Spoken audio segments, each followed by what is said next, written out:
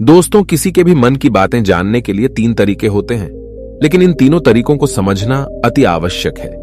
यदि आप इन तीनों तरीकों को समझ लेते हैं, तो आप किसी के भी मन की बातें बड़ी ही आसानी से जान सकते हैं, समझ सकते हैं। तो चलिए इसे एक बुद्ध कहानी के माध्यम से समझते हैं कि किस तरह से आप दूसरों की मन की बातें जान सकते हैं, समझ सकते हैं। बहुत समय पहले की बात है, एक छोटा सा गांव था। उस गांव में 2 भाई रहा करते थे। बड़ा भाई अंधा था, जिस कारण वो हमेशा घर पर ही बैठा रहता था, और छोटा भाई खेती किया करता था, लेकिन खेतों में अधिक जानवर आने से पूरी फसलें नष्ट हो जाती थीं, जिस कारण छोटा भाई बहुत परेशान हो चुका था। तभी उसे एक तरकीब सूझी। एक दिन उसने सोचा, खेतों में से इन जानवर को भगाने के लिए क्यों ना मैं अपने बड़े भाई की मदद लूं।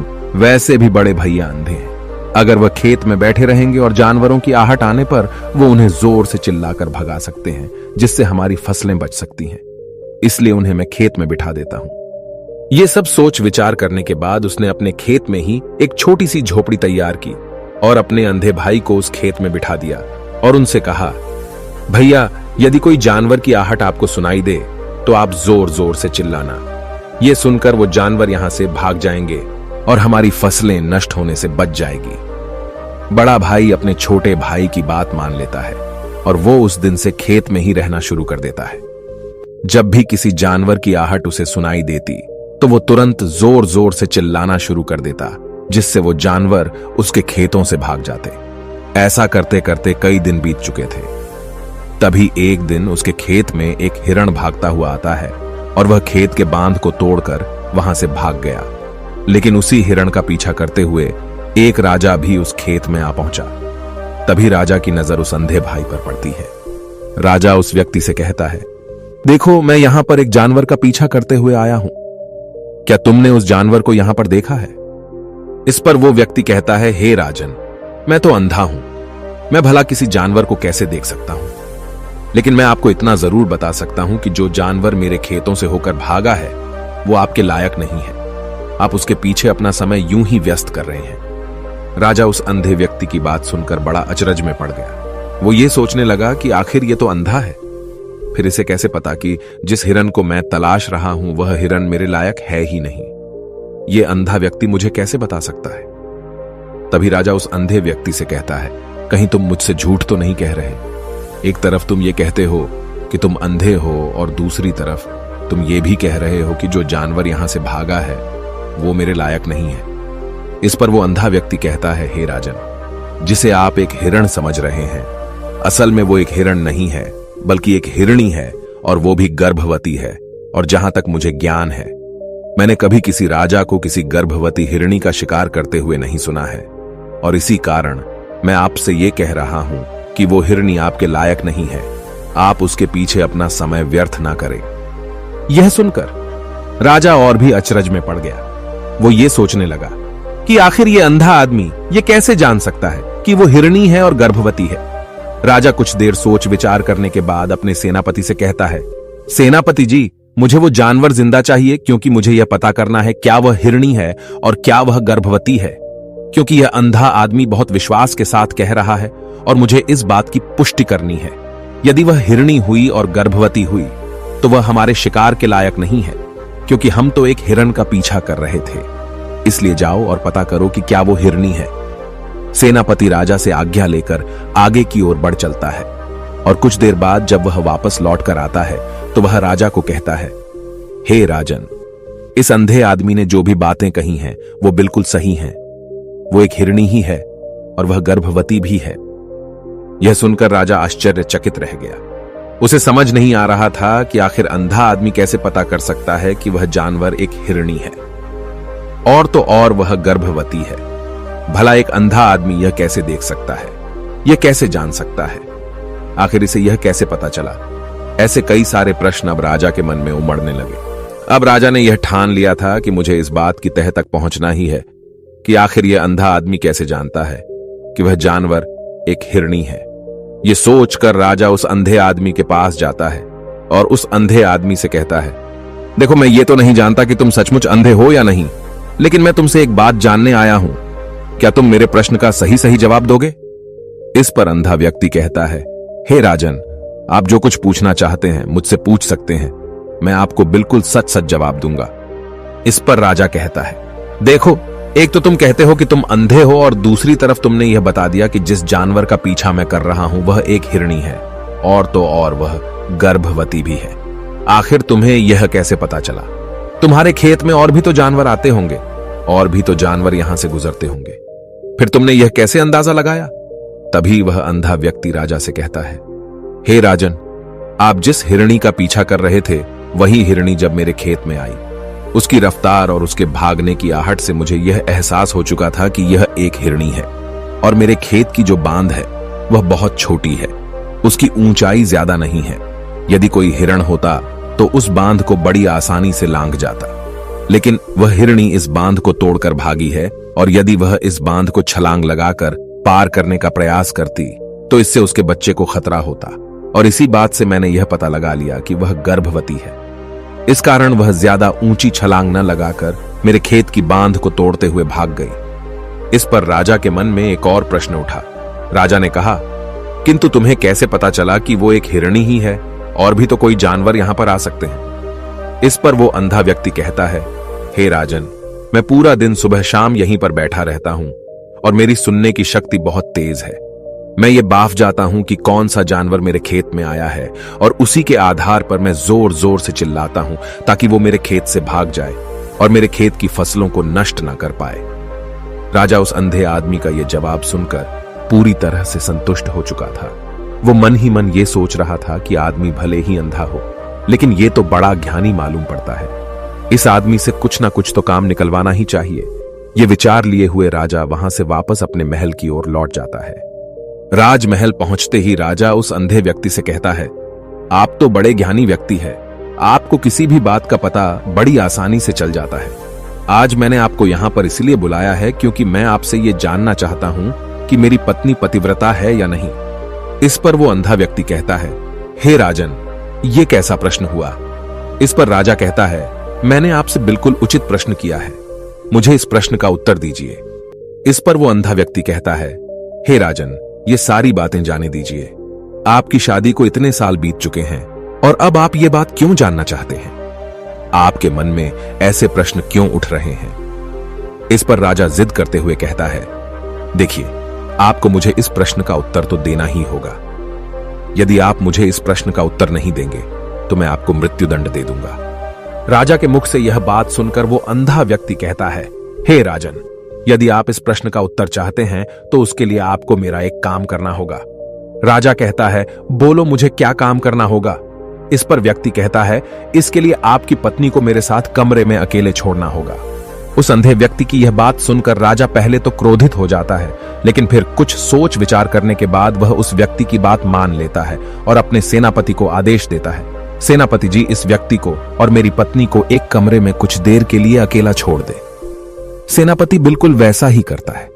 अब राजा की पत्नी और अंधा आदमी एक कमरे में बंद हो चुके होते हैं। तभी वो अंधा आदमी राजा की पत्नी से कहता है, मुझे आपको छूना है। इस बात पर रानी अत्यधिक क्रोधित हो जाती है और उस अंधे आदमी को वो पकड़ पकड़ कर पीटने लगती है, कभी हाथों से तो कभी लातों से तो कभी पटक पटक कर। इस तरह से उन्होंने उस अंधे आदमी की खूब पिटाई की।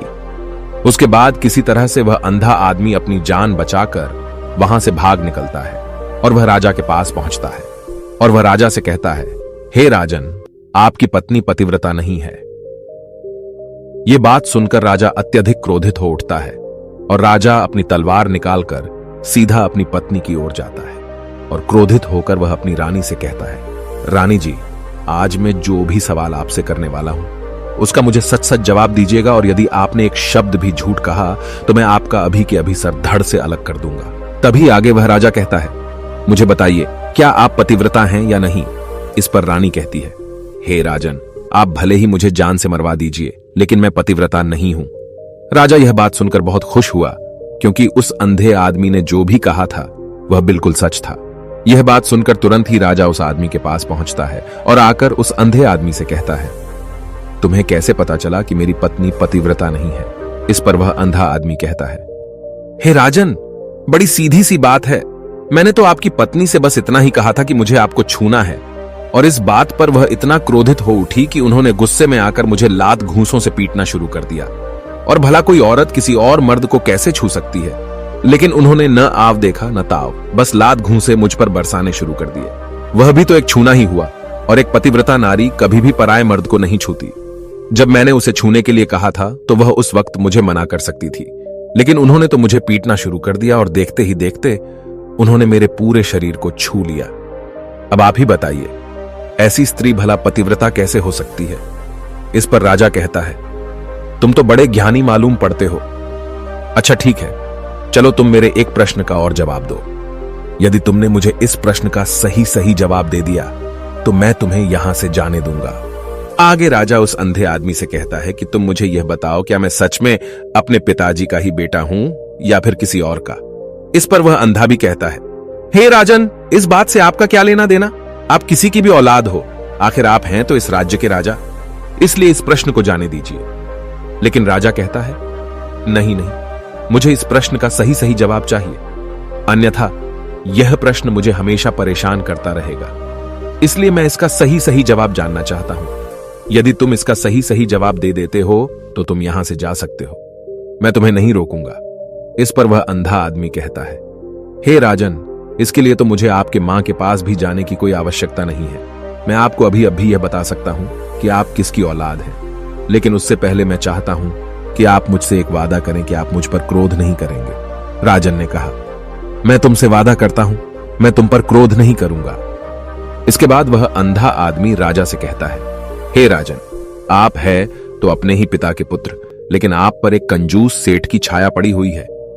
यह सुन राजा बहुत क्रोधित हो उठा और वह तुरंत तलवार निकालकर अपनी मां के पास जा पहुंचा। वह वहां पर पहुंचने के बाद अपनी मां से कहता है, मां, मुझे सच सच बताइए, क्या मैं अपने ही पिता का पुत्र हूं या नहीं?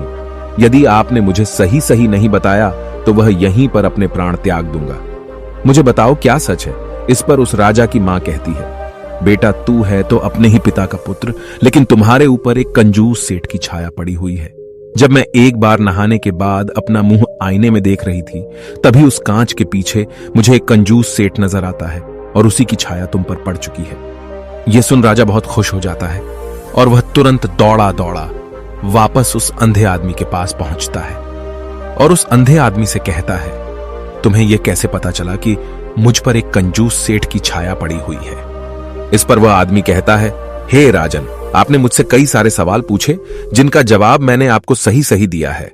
यदि कोई और राजा होता तो मुझे इसके बदले में ढेरों सारे इनाम मिल चुके होते, लेकिन अब तक आपने एक फूटी कौड़ी तक नहीं दी है।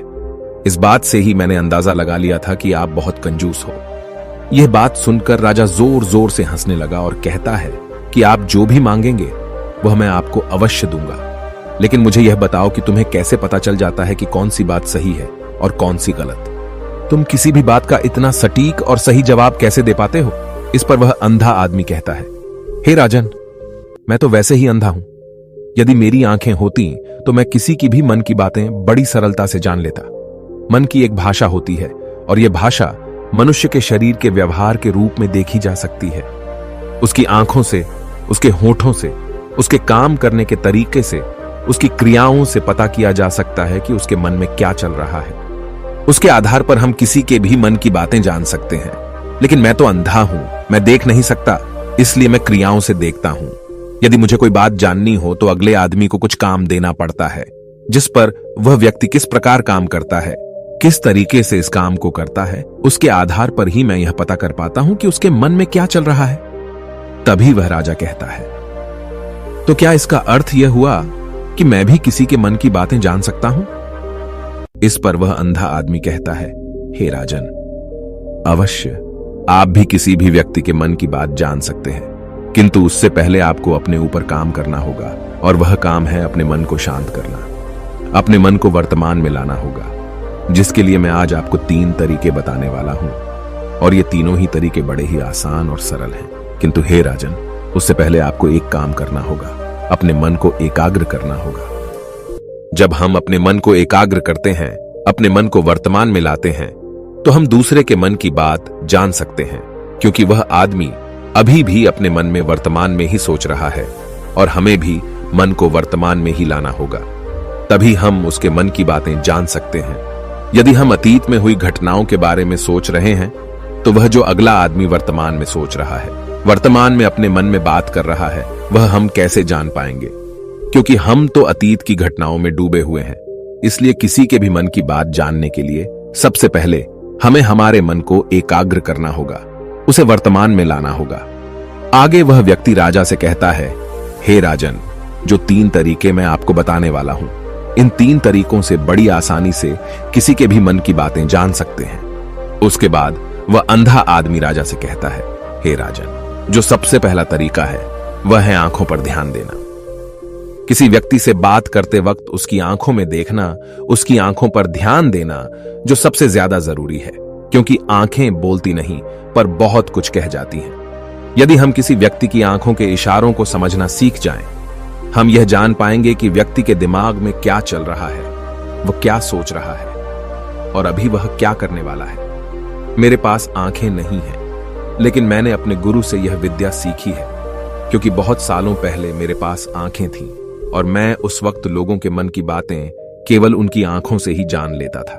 इसलिए यदि आप भी दूसरों की मन की बातें जानना चाहते हैं तो आपको भी उनकी आंखों पर गौर करना चाहिए, जैसे कि उनका आकार कैसा है, वह कब, कहां और किधर देख रहे हैं। यदि उसकी आंखें यहां वहां घूम रही हैं, जब आप उससे बातें कर रहे हैं तो वहां वह इधर उधर मोड़ रहा है, कभी ऊपर तो कभी नीचे या कभी आसपास, या फिर उसकी आंखें खुश नजर आ रही हैं या फिर आंखें निराश नजर आ रही हैं, जैसे कि चोर होता है। उसकी आंखों में जब हम देखते हैं तो हमें यह पता चलता है कि अगले आदमी ने कोई गलती की है। ठीक उसी प्रकार जब हम किसी चालाक व्यक्ति की आंखों में देखते हैं तो आपको पता चलेगा कि उसकी आंखों में एक भाषा होती है। एक बहुत ही सीधा और आसान तरीका होता है। यदि आपको यह पता लगाना है कि सामने वाला व्यक्ति आपसे झूठ कह रहा है या फिर सही, तो आपको उसकी आंखों पर ध्यान देना अति आवश्यक है। यदि आपसे बात करते वक्त वह व्यक्ति अपनी आंखें यहां वहां घुमा रहा है, ऊपर नीचे, इधर उधर, दाएं बाएं, हर जगह देख रहा है, तो इसका अर्थ यह हुआ कि वह उस बात से निकलने का कोई रास्ता ढूंढ रहा है, वो कोई झूठ बना रहा है। यदि सामने वाला व्यक्ति आपसे कुछ झूठ कहने का प्रयास कर रहा है तो वह आपसे नजर नहीं मिलाएगा। वह यहां वहां देखेगा, ऊपर नीचे देखेगा, लेकिन वह आपकी आंखों में आंखें डालकर कभी नहीं देख पाएगा, क्योंकि उसे डर है कि यदि उसने आपकी आंखों में आंखें डालकर देखी तो उसका झूठ पकड़ा जाएगा और लोगों को सच्चाई का पता चल जाएगा। और इसी प्रकार कुछ और भी भाषाएं होती हैं। जब आप किसी की आंखों में आंखें डालकर यह देखना शुरू कर देंगे कि उसके हाव भाव क्या है, ठीक उसी प्रकार चेहरे के हाव भाव होते हैं, जिससे हम मन की बातें बड़ी आसानी से समझ सकते हैं और इन्हें भी समझना बहुत जरूरी है। कभी कभी कोई व्यक्ति अपने चेहरे से जैसे आंख, होंठ और बहुत से कुछ अलग अलग व्यवहार करता है। यदि आप किसी व्यक्ति के चेहरे में गौर करेंगे तो आप आसानी से समझ पाएंगे कि वह व्यक्ति निराश है, जब व्यक्ति बहुत उदास है, या फिर वह बहुत खुश है, या फिर उसे कोई बहुत बड़ा दुख है। वह अपने अंदर क्या महसूस कर रहा है, ये सारी बातें हम उसके चेहरे के हाव भाव से पता कर सकते हैं। फिर चाहे इंसान जुबान से कुछ बोले या ना बोले, लेकिन आप उसके चेहरे से सब कुछ पता कर सकते हैं। आगे व्यक्ति राजा से तीसरा तरीका बताते हुए कहता है, हे राजन, इसी प्रकार तीसरी भाषा भी है, अर्थात तीसरा तरीका भी है, और वह है हाथों के इशारे और शरीर का व्यवहार। मन की बात समझने के लिए हमें हाथ के इशारे और शरीर के व्यवहार को समझना बहुत आवश्यक है। कोई व्यक्ति जब बात करता है तो आपने देखा होगा कि वो अपने हाथों को हिलाता रहता है, अपने हाथों से इशारा करता रहता है। बातों के साथ साथ अपना शरीर का जो व्यवहार है, अर्थात बॉडी लैंग्वेज, उसका भी पूरा उपयोग करता है, जिससे हमें यह पता चल पाता है कि वह व्यक्ति हमारी बातों पर कितना ध्यान दे रहा है और उसके मन में क्या चल रहा है। शरीर के व्यवहार को देखने के लिए उसके हाथ मटकाने, शरीर मटकाने और चेहरे पर बार बार हाथ लाने, हाथों का एक दूसरे से मसलना, ऐसी बहुत सी क्रियाएं होती हैं, उस पर हमें ध्यान देना अति आवश्यक है। मन की बात को समझने के लिए हमें शरीर के व्यवहार को भी समझना पड़ता है। यदि हम इन 3 तरीकों को सही तरीके से ध्यान देकर इन 3 तरीकों को अच्छे से समझ लेते हैं तो हम बहुत जल्दी किसी भी व्यक्ति के मन की बातें बड़ी सरलता और सहजता से जान सकते हैं। इसलिए यदि आपको किसी के मन की बातें जानी है तो आपको उसकी आंखों पर, उसके चेहरे पर, उसके शरीर के हाव भाव को और उसके हाथों को ध्यानपूर्वक देखना और समझना होगा, जिससे आप यह समझ पाएंगे कि आखिरकार उसके मन में क्या चल रहा है और वह क्या सोच रहा है। लेकिन उनसे पहले आपको अपने मन को एकाग्र करना होगा, शांत करना होगा और अपने मन को वर्तमान में लाना होगा।